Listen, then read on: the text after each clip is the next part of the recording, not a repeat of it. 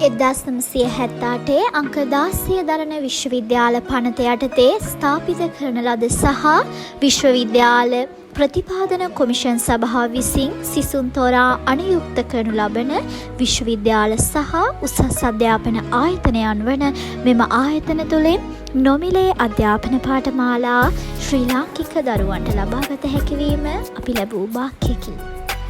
ඉතින් ඒ ලැබුණු අවස්ථාවෙන් උපරිම ප්‍රයෝජන නෙලා ගන්න ඔබත් දක්ෂ වෙන්න. දැම්ම පටන් ගන්න, වැඩ කරන්න. ඔබේ හීනයට යන පාර දැම්ම තෝරගන්න. සාර්ථකත්වයේ අතුර හොයාගෙන යන පාර ගොඩක් දුෂ්කර වේවි. අභියෝග ගොඩක් ඒවි. හැබැයි ඔයාට පුළුවන් වෙන්න ඕනි ඒ අභියෝගයන් වලට නොසැලී මුහුණ දෙමින් ඉදිරියටම යන්න. ඔයාගේ හීනය, ඔයාගේ ජීවිතයේ හරි පාර ඔයා තෝරගන්න දක්ෂ වෙන්න.